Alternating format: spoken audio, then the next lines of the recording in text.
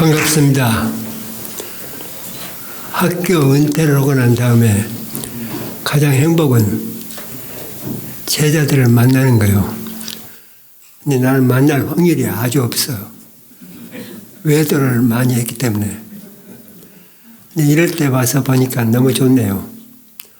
오늘 공릉교회 오늘 능곡교회 와서 보니까 부목사님들이 거기가 나를 몰라. 나 은퇴하고 난 다음에 학교를 들어왔기 때문에. 근데 여러분 보니까 참 행복합니다. 기분 좋고. 잘 되셨습니다. 먼저 이건 내 자랑으로 듣지 말고 내가 오늘 이 강의를 하기 위한 재료로 얘기를 하는 거니까 그대로 들으세요. 설교를 하면서 행복했던 순간, 작년 9월 중순이었던가 제주 서귀포 중앙교회 주일 설교를 했습니다. 설교를 하고는 바로 난 비행기 시간이 있어서 끝나고 점심 먹고는 바로 서울로 올라왔습니다. 그런데 오후에 이상호 목사님이 전화가 왔는데 오늘 그날 내 설교를 듣고 어느 사업을 해서는 여자 집사님이 목사님한테 왔다는 거예요. 감동이 되어서 목사님한테 헌금을 하고 싶은데 목사님이 운영하는 학교가 이렇게 그게 얼마냐? 1억을. 내 설교를 듣고 작년 1억을. 그리고 나한테 번호를 줘서 내가 고맙다고 했는데 그 다음날 우리 학교로 1억이 들어왔습니다. 그 돈이 나한테 직접 들어왔으면 얼마나 좋았을까. 근데 그 돈이 학교로 들어왔습니다.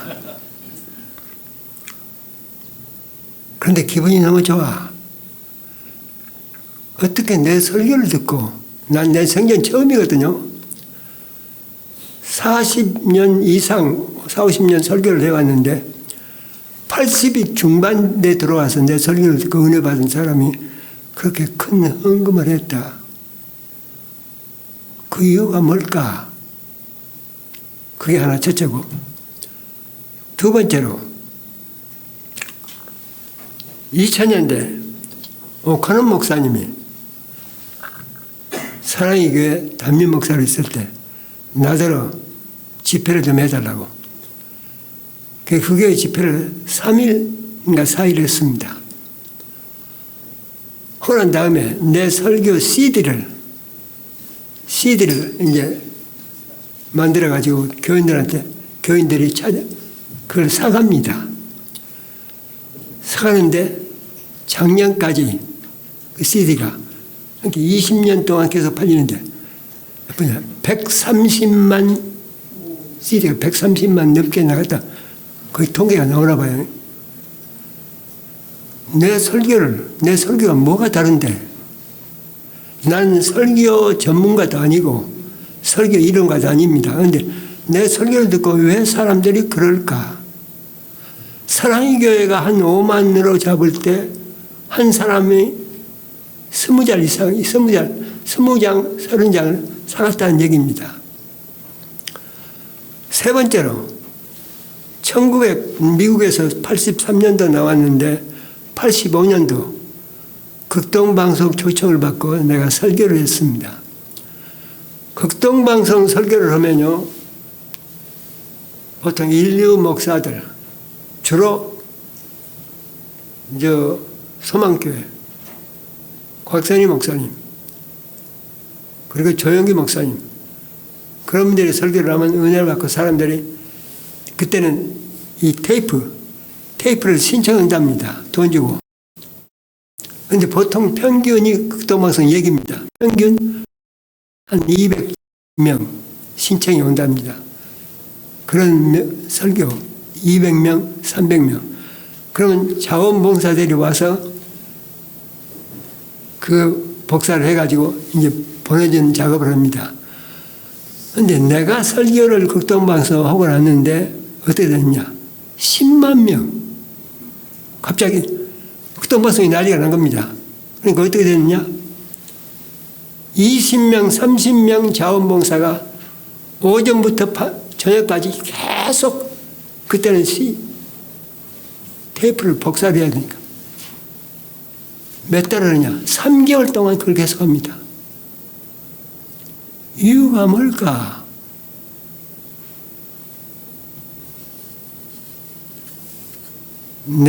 내가 출연해보면 뭐냐? 내 설교가 쉬워.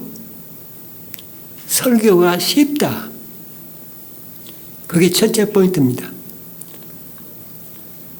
설교가 쉬우면 어떻게 되느냐? 청중을 뚫고 들어갈 수 있어. 청중을 잡을 수 있어. 왜냐?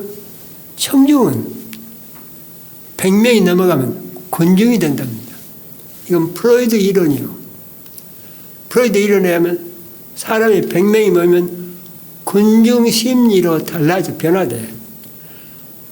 군중 심리의 특징이 뭐냐? 심플해. 단순해. 충동적이야. 감동적이야. 그런데 어려운 얘기를 하면 절대로 군중은 거기에 감동을 안 해.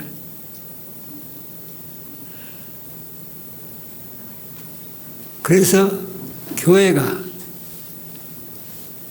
벌써 7, 80명 이상 모이면 군중으로 청중으로 바꿔집니다. 그러면 설교가 쉬워야 돼.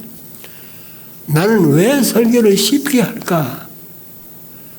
난 본래가 대인관계에 좀 문제가 있어. 미국에서 35세 어떤 쉽게 얘기를 하면 내 상처를 치유받고 내가 대인관계가 풀렸는데 그 전까지는 대인관계가 원만치 못해. 두려워.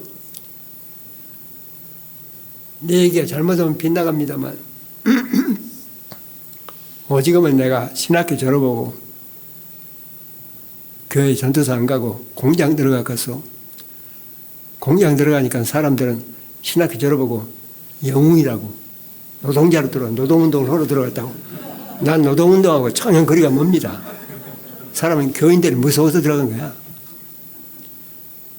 기독교 CBS에서 나를 불러다가 꿈을 가지고 이제 시청자 노동운동을 했다는 거야.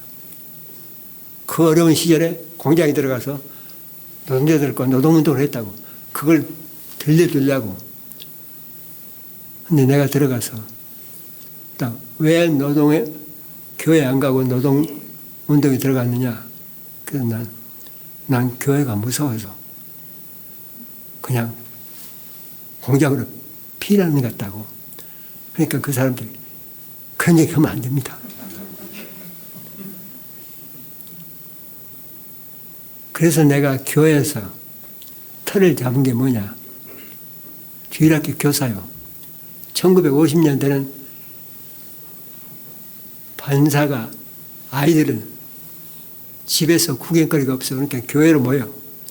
교회로 많이 모여. 새벽에도 모여요. 모이면 교사가 필요해. 난 중학교 2학년부터 주일학교 교사를 했습니다. 16년 했어. 신학교 다닐 때도 4년 동안 계속 주일학교 교사였어. 왜냐? 청년들은 무서워. 어른들 무서워. 그러니까 주일학교 아이들은 만만해. 주일학교 교사만 16년 하다 보니까 어떻게 됐냐? 아이들한테 어려운 얘기를 하면 안 돼. 아이들한테는 쉽게 얘기를 풀어가야 아이들이 알아듣지. 주일학교 교사를 오래 하다 보니까 나는 자동적으로 말을 하면 쉬워. 나는 어려운 얘기를 사실은 못해요. 내가 미국에서 나와가지고 수원 한신대학교 그때 한 7, 800명 모아가지고 특강 전교 학생들 교수 특강이 있습니다. 1년에 한 번씩 하는. 내가 하는데 청중들은 좋아해. 내 친구 고재식이 메모를 올린 거야, 나한테. 어려운 얘기 좀 하라고. 그리고 영어 쓰라고. 영어 단어를 집어넣고 어려운 얘기를 해야 청중은 지식이 있다고 한다는 거야. 그런데 문제는 나는 어려운 얘기를 못해. 그래서 시정일관 내내 쉽게 풀어갔습니다. 난 설교고 강의고 모든 걸 쉽게 풀지 않으면 강의가 안 돼요. 어려운 얘기는 내가 못해. 그러다 보니까 내 설교를 사람들이 쉽게 듣는다. 그러다 보니까 청중이면 더 좋아. 두 번째 뭘까? 왜 사람들은 내 설교를 듣고 그렇게 감동을 받을까? 두 번째 이유가 뭐냐? 난 스토리텔링이야. 얘기가 전부 다 얘기입니다. 처음부터 끝까지 얘기로 풀어가. 모든 걸. 강의도 거의 그렇게 풀어갑니다. 그러니까 노트 할 것이 없어. 열심히 적으려고 사람들이 학생이 들어오는데 노트 할 것이 없다고. 왜 사람들은 스토리텔링을 좋아할까? 첫째로 스토리텔링은 톤을 높이면 안 됩니다. 얘기를 내 대표적인 우리나라의 강연자가 김영석 교수요. 김영석 교수는 스토리텔링식으로 얘기가 작은 얘기를 톤을 높이면 안 되잖아요. 그런데 이 스토리는 어떻게 되느냐? 청주원형 인간은 수천만 년, 수억 억년을 살아오면서 얘기를만 듣는 DNA가 우리한테 딱 들어 있습니다. 얘기가 들리면 청중의 DNA가 확 작동을 해요. 자동적으로. 근데 이 얘기가 톤이 올라가면 청중의 DNA는 반응을 안 해요.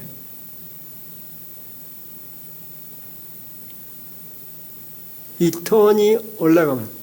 그래서 설교가 톤이 높으면 교인들은 머리에서 뒤로 흘러가 버립니다. 절대로 가슴으로 뚫고 들어가지 못합니다. 그런 측면에서 우리 한신대학교의 유명한 설교자는 문익환 목사님이요. 문익환 목사님은 절대 톤을 높이지 않습니다.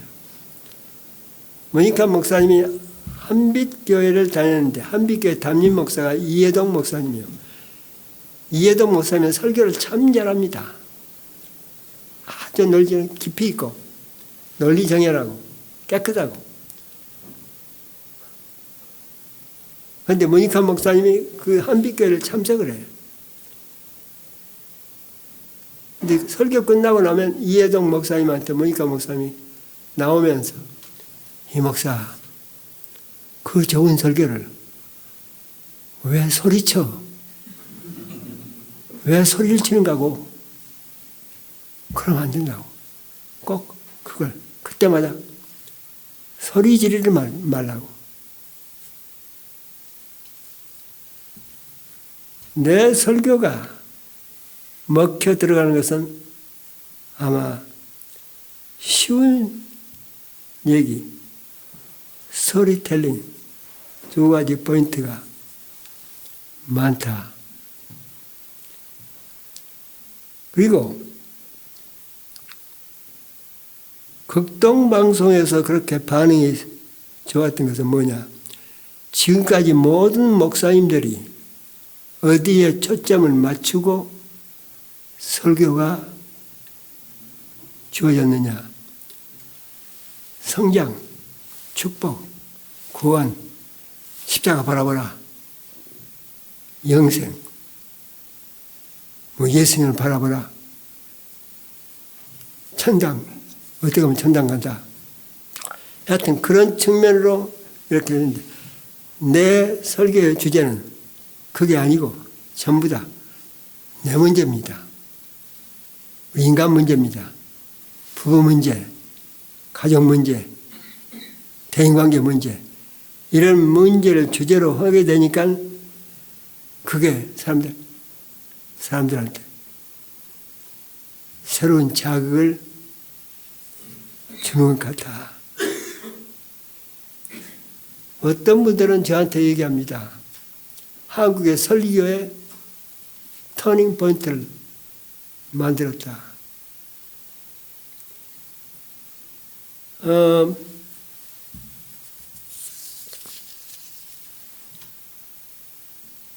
기독교 2000년 역사상 가장 많은 청중을 사로잡은 유명한 설교자가 누굴까? 많은 사람들이 스펄전을 꼽습니다. 근데 스펄전은 아닙니다. 미국의 에머슨 포스트기입니다. 우리 윤인영 목사님이 유니언 신학교를 가서 공부를 하다가 왔습니다. 에머슨 포스팅 목사는 유니언 신학교 설교학 교수입니다.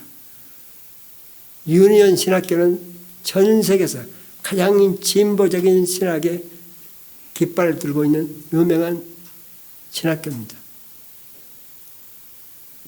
그리고 에머슨 포스틱은 전 세계에서 가장 진보를 추종하는 자유주의 신학의 본거지 리버사이드 처치의 담임 목사입니다.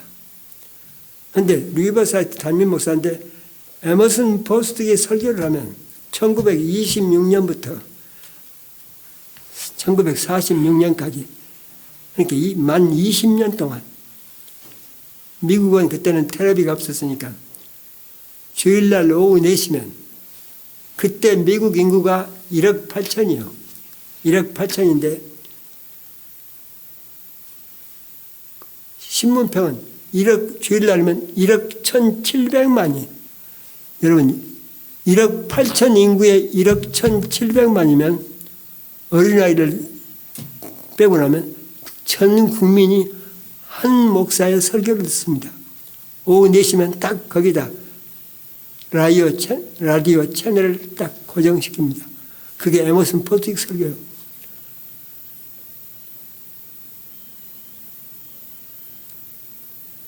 왜 많은 청중이, 국민이, 전 백성이 에머슨 포스틱 설교에 그렇게 매몰되고 있느냐, 빠져들고 있느냐.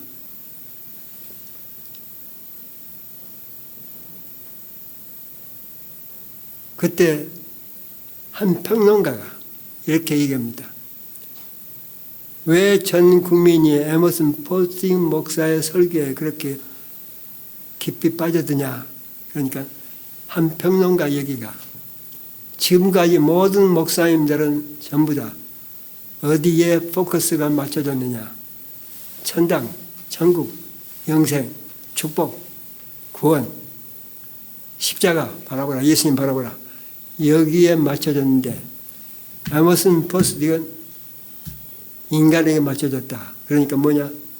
지금까지 모든 목사님들은 인간을 모르고 설교를 했고 에머슨 포스틱은 인간을 알고 설교를 했다. 그 차이가 있을 뿐이다. 맞습니다. 너무나 많은 목사님들이 인간을 모르고 설교를 해요.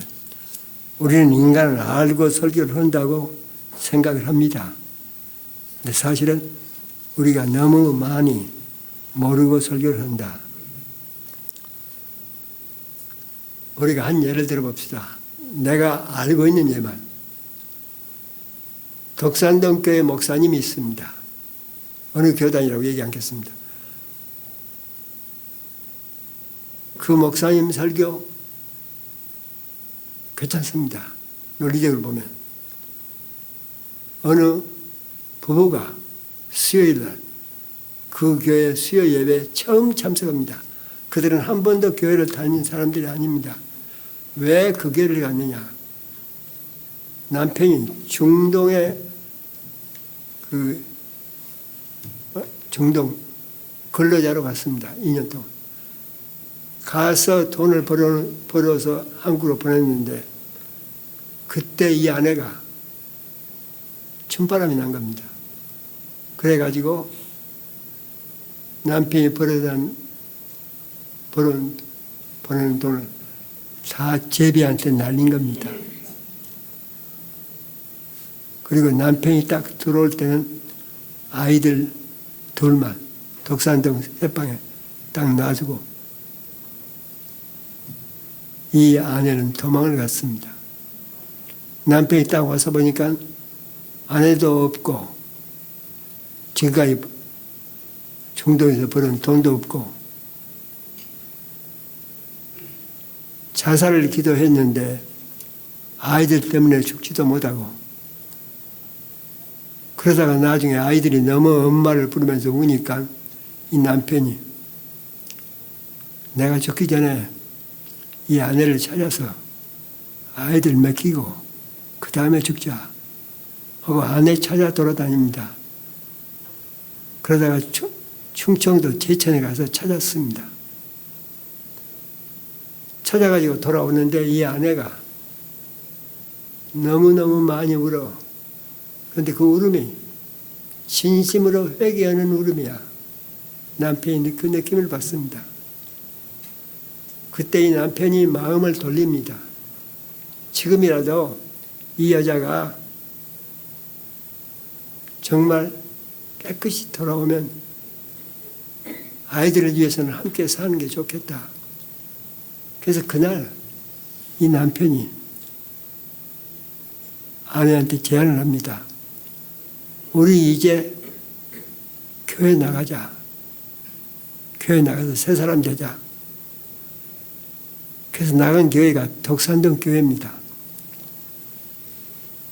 그런데 첫날 수요일날 독산동 교회 목사님 설교 주제가 뭐냐? 어떤 주제인데 여하튼 가다가 한번 중간에 뭐가 나오냐? 죄를 지으면 반드시 벌 받는다는 거야. 죄를 지으면 반드시 벌 받으니까 절대로 죄 짓지 않도록 하라는 목사님의 설교 주제입니다. 그런데 이때 이 여자는 자기는 씻을 수가 없는 죄를 졌거든. 남편이 2년 동안 죽으라고 벌어온 돈 제비한테 다 넘기고 몸 바치고 다. 그러니까 자기는 엄청난 죄를 졌는데 그때 이 여자는 가슴이 이어집니다. 그 다음 주일날 또 다시 교회 갔는데 이 목사님은 꼭 설교하는 중간에 한 포인트에 절대로 죄 짓지 않도록 하라고. 죄 지면 하나님은 증벌의 하나님이라고. 구약을 보면 많이 나옵니다. 그때마다 이 여자는 감당을 할 수 없는, 나는 이 엄청난 죄를 저지르는데 나는 무슨 벌을 받을까? 그런데 가만히 이 여자가 왜 나는 그런 큰 죄를 저질렀을까 보니까 춤바람이 나는데 춤바람을 나게 된 동기가 있어. 그 제비가 자기를 꼬셨거든요. 어떻게 꼬셨냐? 사모님 다리가 아주 예쁘게 잘 빠졌다고. 그 다리 예쁘게 잘 빠졌다는 것 때문에 넘어가 버린 거야. 그러고 보니까 이 다리가 원수야. 그 교회를 다니고 목사님 설교를 들은 다음부터는 남편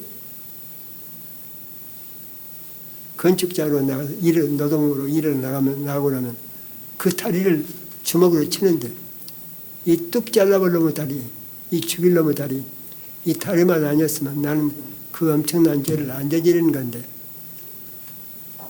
그렇게 몇 달을 그 죄책감에 시달립니다. 그러다가 어느 새벽에 이 아내가 남편 일찍 출근해야 되는데 밥을 하려고 일어나려는데 두 발이 말을 안 되는 거야. 두 발이 일종의 반신불수가 된 거야. 아내가 말을 걷지를 못하니까 이 남편이 그날은 출근도 못하고 이 아내 데리고 이 병원 저 병원 한약방 침 마사지 소용이 없습니다. 그래도 먹어야 돼. 방에다 파배해놓고 안에 대소변 처리할 수 있도록 오각 놔두고, 그리고 이 남편은 건축장에서 돈 법니다. 그런 사이에 광명에서 이 여자의 사촌 언니가 광명교회 여자 집사인데, 이 여동생, 사촌 여동생 만나러 옵니다. 남동생하고 둘이 왔는데 비참한 거죠. 그때 광명교회 다니는 이 언니가, 우리 교회 목사님은 사람들이 아프면 목사님이 기도를 하면 병이 낫는다고. 감기 환자가 감기 난 걸 당연히 봤다고. 그러면서 한 몇 번 오다가 나중에 남편이 건축장에 나고 난 다음에 남동생하고 함께 이 다리를 못 쓰는 여동생을 택시에 태우고 광명으로 데리고 갑니다. 그럼 목사님한테 찾아갑니다. 광명교회 목사님이 가만히 얘기를 들어. 언제부터 이랬습니까? 다리가 언제부터 그랬습니다. 무슨 큰 사연이 있었는가요? 그러니까 거기서 이 여자가, 나는 남편이 중동에 간 다음에 춤바람이 나가지고 이렇게 죄를 저질렀다고, 이 다리 때문에 죄를 저질러서 하나님이 나한테 이렇게 부른다고. 그때 광명교회 목사님이 딱 그 얘기를 듣는 순간에 포인트를 찾습니다. 그리고 광명교회 목사님은 그 얘기를 다 듣고 난 다음에 성경을 읽고 기도합니다. 기도하는데 기도 제목이 뭐냐? 주제가, 그대는 하나님의 종인 나에게 그대의 죄를 다 고백했으므로 나는 나사렛 주 예수 그리스도 이름으로 그대의 죄를 사하노라. 절대 벌받는 데 얘기 않고 하나님한테 고백했으므로 하나님은 그대를 사랑한다는 하나님의 사랑을 강조한 겁니다. 그렇게 두 번, 세 번. 광명교회 목사님한테 기도를 받으면 너무 좋은 거예요, 기분이. 그리고 몇 주 후에 새벽에 여자가 자기도 모르게 발이 움직이는 거야. 두 발이 다시 살아나서 멀쩡해졌습니다. 그 다음에 그 여자 집사가 남편 설득해서 광명교회 교인이 됩니다. 광명교회 목사님이 캐나다 두 달 연수 간다고 저더러 설교 좀 해달라고 갔는데, 나한테 우리 교회 여신도 회장님이 그분이라고. 제가 만났습니다. 상담은 안 했습니다만.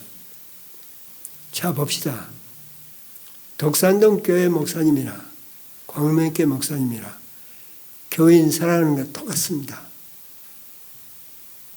그런데 독산동 교회 목사님은 멀쩡한 다리 밟고 걸어 들어오는 여자를 반신불수를 만들었고, 광명교회 목사님은 반신불수가 된 여자를 들었더니 걷게 만들었어. 차이가 뭐냐?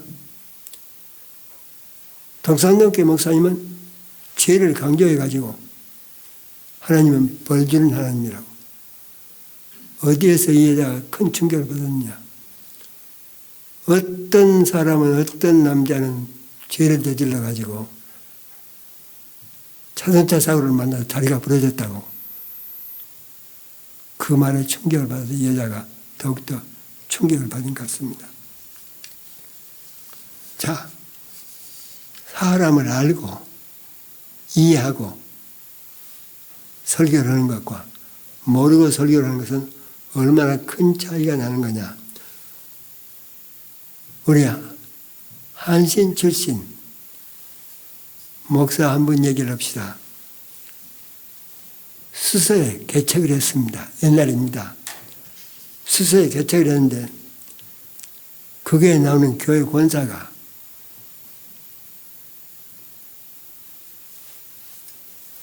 판신불수가 된 거야. 대소변을 받아냅니다. 1년을 그러다가 권사님이 돌아갔습니다. 세상을 떴습니다. 그런데 권사님이 세상을 뜨고 난 다음에 어떤 일이 벌어졌느냐. 권사 며느리가 정신 이상이 일어난 거야. 그 정신 이상이 뭐냐. 옷을 벗어. 꼭 밤만 되면 옷을 벗어. 그리고 동네를 돌아다녀. 그래서 이 교회에서 가서 붙잡아 들여다가 기도하고 예배드리고 그 다음에 얼마 후면 누가 권사의 남편이 교회 안 나옵니다. 권사님만 교회를 나왔는데 권사님 남편이 똑같은 그런 증상이 밤에 옷을 벗고 동네를 돌아다니는. 나중에 얼마 후가 되니까 권사님의 아들, 그러니까 그 며느리의 남편도 함께 이상하게 옷을 홀랑 벗을 수도 있고 옷을 일부를 벗고 그렇게 돌아다니는. 그러니까 이 교회에서는 난리가 난 겁니다. 그 교인들 돌아가면서 붙잡고 이렇게 나가지 못하게 하는. 그걸 거의 1년 시달립니다. 이 박 목사님이 그러다가 일본 연수로 2달 여행 갔다 돌아왔는데 그 권사님 가정, 남편, 아들, 며느리 셋이가 멀쩡해져 버린 거야. 멀쩡해졌어. 그러니까 그때 박 목사님이 어떤 생각을 했냐. 아, 우리가 그렇게 1년 이상을 시달리고 기도했더니 그 기도의 효력이 이제야 났구나. 굉장히 기뻐했습니다. 그런데 얼마 후에 어떤 충격적인 얘기를 듣느냐. 그들이 그렇게 멀쩡해져 버린 것은 목사님이 일본 간 사이에 점쟁이가 무당을 불러다 구설했다는 거야. 구설하고 난 다음에 셋이 다 멀쩡해졌다는 거야.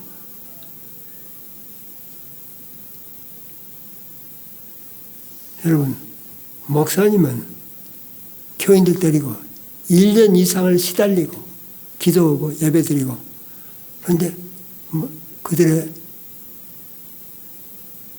그 증상이 하나도 변함이 없었는데 무당은 한 번 구도고 딱 났는데 그게 병이 났어.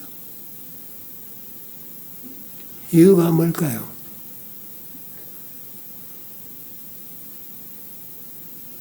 한 가정이 사람이 죽으면 나머지 사람들은 전부 다 일종의 죄책감에 시달리도록 되어 있습니다. 자기가 그 사람한테 못다한 거, 아무리 효자도 부모가 죽으면 자기가 다 효도 못한 것, 불효한 것, 그것 때문에 시달리도록 되어 있습니다. 나중에야 이 박 목사님이 왜 그들이 그렇게 정신 이상이 일어났던가를 알게 됐습니다. 이유가 뭐냐? 권사님이 죽고 난 다음에 며느리가 그렇게 먼저 증상이 일어났는데 이유가 뭘까? 1년 이상을 권사님 대소변을 그렇게 받아내는데 어느 날 권사님 남편이 며느리한테 우리 권사 그냥 가도록 놔두자.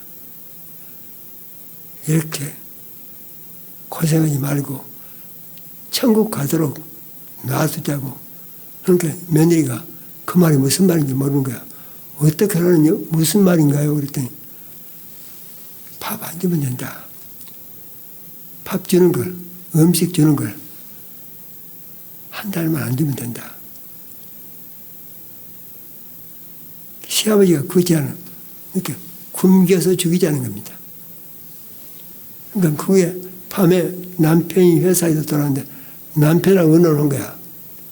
남편이 가타부타 얘기를 안 하고 가만히 있어. 남편도 동의를 한 거야. 그 며느리가 시아버지의 말 듣고 굶긴 겁니다. 20일 이상 굶으니까 딱 숨이 가. 권사님이 죽어서 떠났어. 근데 누가 죽인 거예요? 삼자가 합동해서 사람을 죽인 거야. 가장 장본이 누구냐? 며느리요. 그러니까 정신 이상이 일어나는 겁니다. 사람을 죽였어, 내가 굶겨서. 그걸 감당을 못합니다, 사람은. 며느리가 그렇게 되니까 거기서 감당이 누구냐? 이 죽이자고 제안한 시아버지가 함께 덩달아서 그 증상이. 나중에 둘이다가 그러니까 이 아들도 함께. 그러니까 이 권사님의 남편, 교회 안 나오는 그 남편의 여동생이 교회 안 나가는 분이 와서는 제안이 구대해야 된다고. 이 귀신 내모는 구대해야 된다고. 그래서 목사님은 없고 무당을 불러옵니다.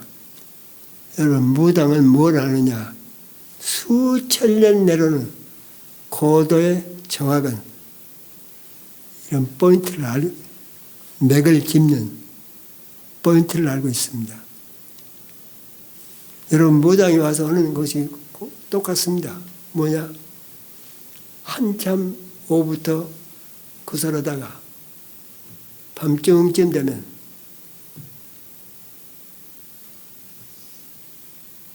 무당이 신이 들립니다. 누구 신이냐? 죽은 권사의 신이 들립니다. 이게 공식이요. 권사의 신이 들려가지고 벌렁벌렁 이제 춤을 추는데 그 무당이 아니라 권사가 되는 거야. 죽은 권사. 그래가지고 누구한테 뭐라 그러냐? 남편한테 다가가서 당신 나한테 너무했어. 당신 나한테 너무해서 그러니까 자기가 한 죄가 있잖아. 그러니까 손이 발되도록 비는 거야. 이 남편 영감이 막 용서해달라고 바라가면서 우는데 이 권사가 뭐라? 노자가 없어서 못 가. 노자가 없어서. 그러니까 있는 것 없는 것 비자금까지 다 꺼내. 다 내놓으니까 다 나왔거든. 그게 그 다음 누구한테? 며느리한테. 너 나한테 너무했어. 여러분, 살아있는 사람한테 너 나한테 너무했어. 안 걸릴 놈이 없어. 다 걸려. 이게 점쟁이 무당들이 하는 방법이야. 그러니까 이 며느리는 지가 했잖아요. 자기가 가져온 모든 폐물까지 다 꺼냈어. 다 나가. 그 다음에 아들까지 잡아. 이유는 뭐냐? 노다돈이 필요해. 이게 전부 다 무당 점쟁이들의 공식 방법이에요. 네. 그러면서 이 무당이 벌렁벌렁 춤을 추면서 이제 나는 간다고. 나는 복 받고 살으라고. 나는 간다고. 누구한테 탕감을 받아. 자기들의 죄책감을, 죄를. 무당한테 받는 게 아닙니다. 죽은 권사한테 받는 거야. 그 무당이 권사 신이 들렸거든. 그 참 죽은 본인한테 탕감을 받아. 그러니까 죄책감이 깨끗이. 그러니까 정상이 가는 거죠. 죽은 다음에 우리는 거기에 초점을 맞춰야 돼.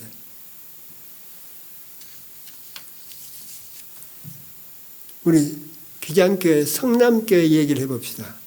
신정선 목사님. 신정선 목사님이 캐나다 유학 갔다가 42살에 성남교회 목사로 옵니다. 여러분, 신정선 목사님 잘 생겼습니다. 멋쟁이 목사입니다. 그런데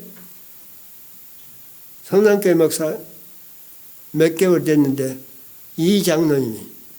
수장로님이 딱 와서 목사님은 내 말만 들으면 이 교회에서 언제까지 계속 목회할 수 있다고. 내 말만 잘 들으라고. 알겠습니다 했는데 나중에 보니까 감당을 할 수 없는 제안을 하는 거야. 이 장로님 얘기를 들으면 다른 장로님들을 배척을 해야 돼. 그건 안 되겠습니다. 그렇게 이 장로님하고 갈등 관계가 생깁니다. 그때부터 이 장로님이 어떻게 나오느냐. 제일 앞자리에 앉습니다. 그리고 신문됩니다. 신목사님이 딱 설교를 시작하면 신문 읽기 시작합니다. 그 어떨 때는 동아일보도 가지고 오고 어떨 때는 그렇지 않은 신문도 가지고 오고. 여러분, 설교는 목사가 설교를 딱 하려고 그러는데 앞에 신문 딱 들으면 그것도 교회에서 가장 힘을 가지고 있는 숙장님.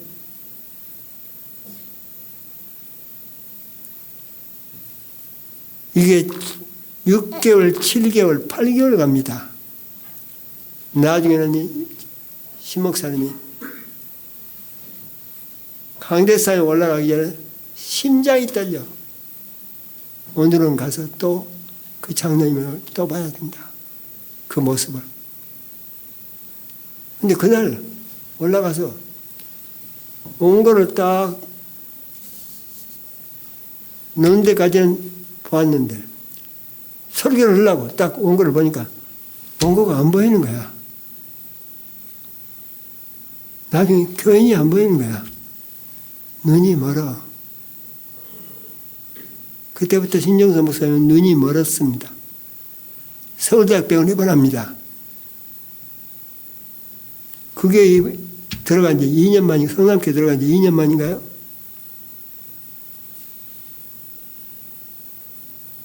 서울대학병원에 2개월, 2개월, 2달 입원했는데 장로님들이 오셨습니다. 우리 교회는 목회자 없이 그냥 있을 수가 없다고. 목사님이 사직을 해야 다른 분을 모실 수 있다고. 그 자리에서 장임 목사로 사직서를 씁니다. 그리고 돈이 없습니다. 서울대학교가 생기기 전에 저기 신림동 방 2칸짜리 판자 집을 구해서 들어갑니다. 2년 거기서 삽니다. 그 2년 동안에 이 장로님이 세상을 쓰셨습니다. 췌장암으로.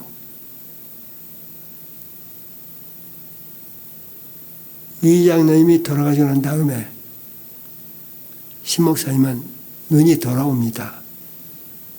참 이상합니다. 시댁에 돌아와서 그 다음에 아마 신목사님은 용산제일교회로 갔을 거예요. 정식 용산교회에서 은퇴까지 하십니다. 언젠가 우리 기장 목사님들을 모셔놓고 내가 이 강의를 했습니다. 사람을 알고 인간을 알고 목회를 하자. 이 강의를 했는데 끝나고 난 다음에 신정선 목사님이 내 손을 붙들고 울먹거리면서 정 목사, 그 장로님은 내가 죽였어.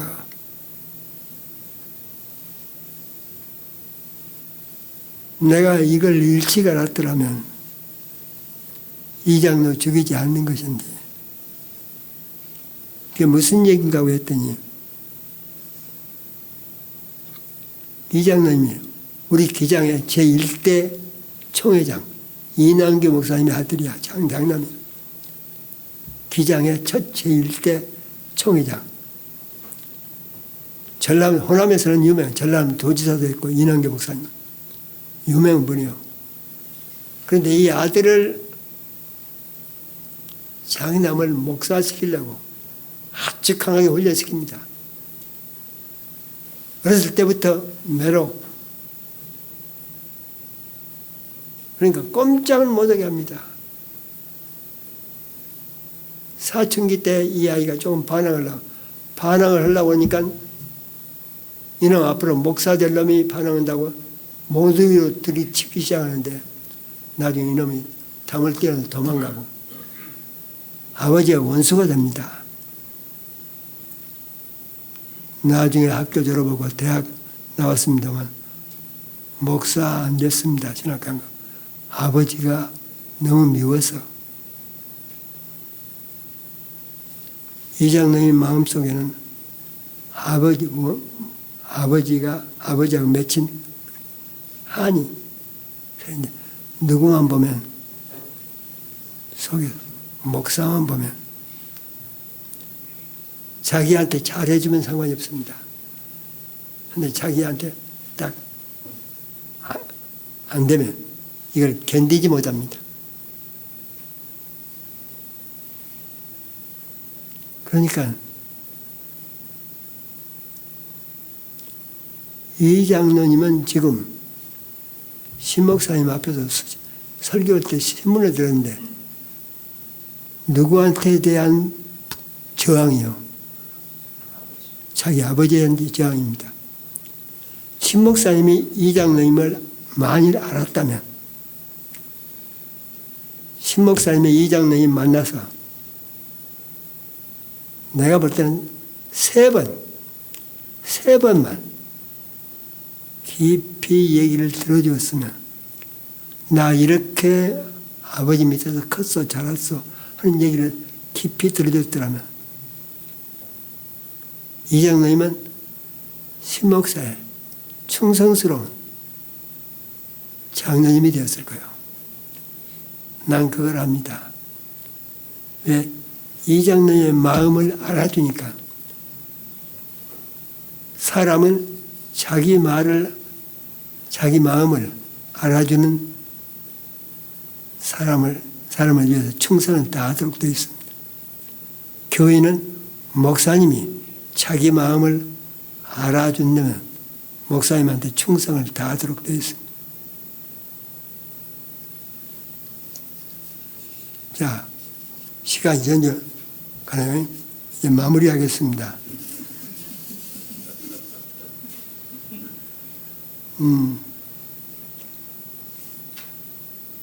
왜 목회가 힘들까요?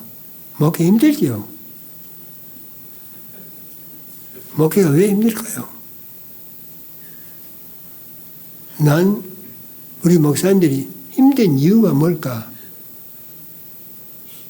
가만히 보니까 교인들한테 목사님이 교인들한테 영적인 길로 이겨야 되는데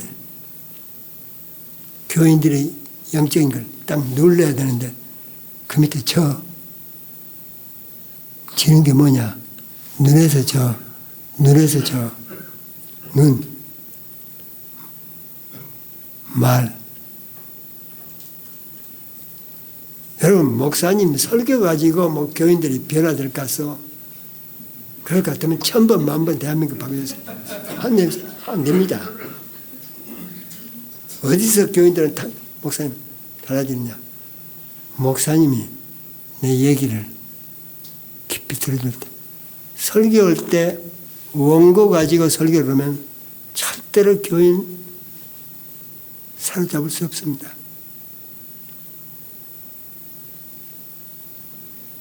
교인들하고 함께 눈을 쳐다보면서 얼굴을 쳐다보면서 얘기가 지워졌을 때 교인들은 거기에 빨려 들어가도록 되어 있습니다.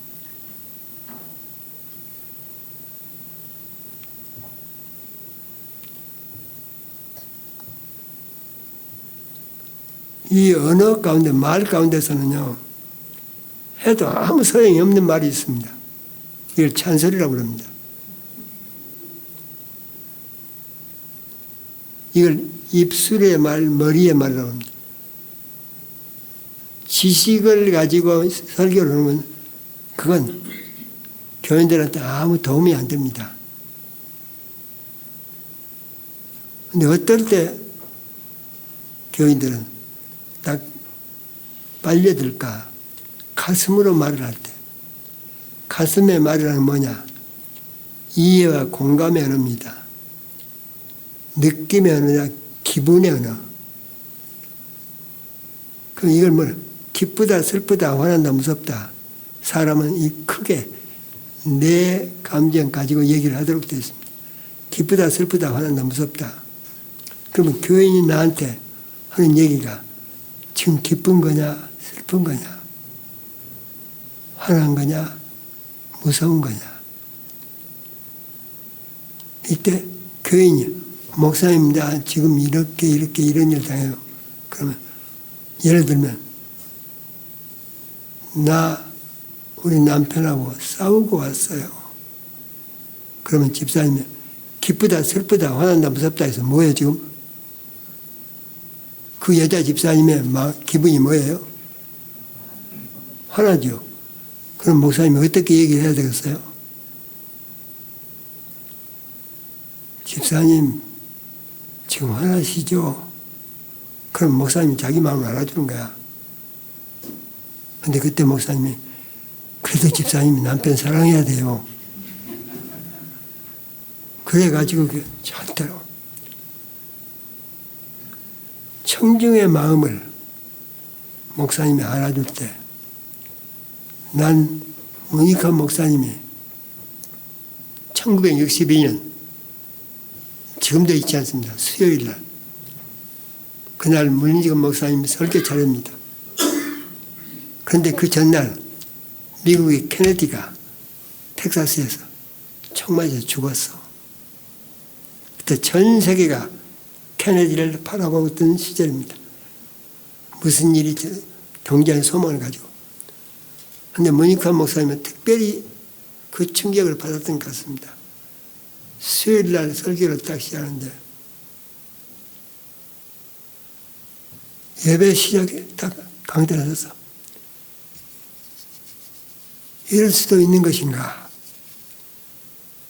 어쩌면 이런 일이 우리에게 일어났다는 말인가? 이걸 어쩌란 말인가? 이렇게 시작하는 거야. 그런데 그때 테러 죽은 것 때문에 전부 다 지금 긴장되어 있을 겁니다. 그렇게 우리가 느끼는 가슴을 정확하게 그렇게 표현하는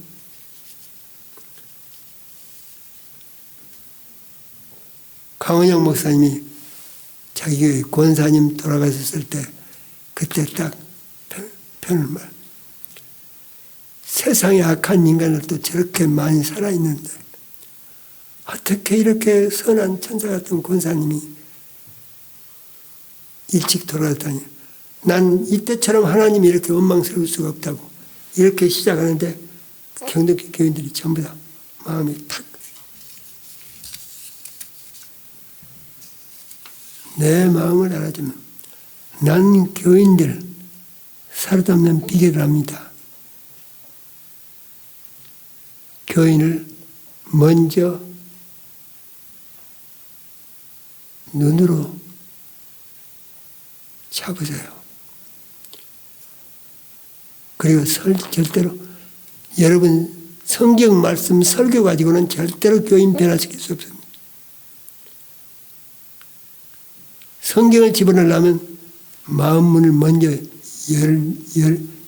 열어놓고 말씀하세요. 교인이 와서 딱 얘기할 때 교인과 함께 이렇게 쳐다보세요. 너무 똑바로 쳐다보기가 거부가면 살짝 돌아가면서 여유 있게. 그리고 그냥 들으세요. 그냥 들으세요. 절대로 여러분 안다고 가르치지 말고 여러분 다 알아. 90% 99% 다 알아. 얘기해주면 돼. 거기서 여러분이 거기서 참아야 돼요. 그냥 들으세요. 눈으로 들으세요. 고개로 들으세요. 그러면 교인은요, 엄청난 용기를 얻고 들어갑니다.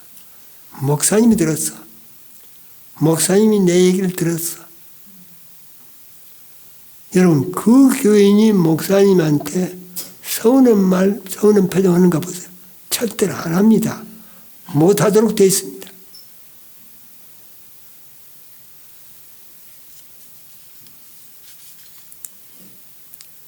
설교의 시작은 언제나 긍정으로 시작해야 됩니다. 설교의 시작이 좋은 얘기로 시작된 우리 옛날 얘기 이래서 잘 먹고 잘 살았습니다. 그게 긍정이거든요. 좋은 얘기로 얘기가 딱 시작될 때는 사람들은 마음문을 딱 엽니다. 근데 부정적인 얘기로 시작되면 마음문을 닫습니다. 그런데 부정적인 얘기로 시작되고 마음이 닫히면 아무리 좋은 얘기를 많이 해도 그걸 다시 여는 데까지는 굉장히 힘이 듭니다. 설교 마지막에 열릴까 말까입니다. 그런데 설교문은 처음에 긍정적인 얘기로 딱 들어가면 마음을 열어놓고는 그 다음은 쉽습니다. 마음대로 얘기해도 열린 마음으로 들어가는. 우리 정섭 교수님 설교면 참 맥이 풀립니다. 맨날.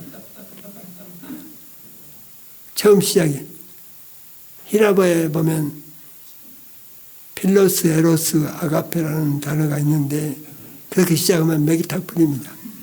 이걸 뭐라 잔소리라고 그럽니다. 이건 해도 아무 소용이 없는 얘기. 처음에 살아있는 얘기.